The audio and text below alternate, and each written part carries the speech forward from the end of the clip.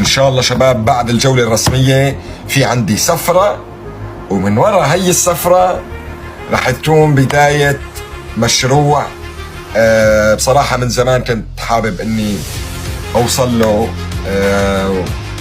واوصل من خلاله. دعولي ان شاء الله يمشي الحال. كثير مهم هذا المشروع عندي، هيك نقلة نوعية يعني، وبيبين انا شو بدي من هي الحياة.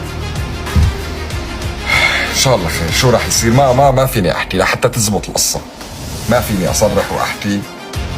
لا تحكيش.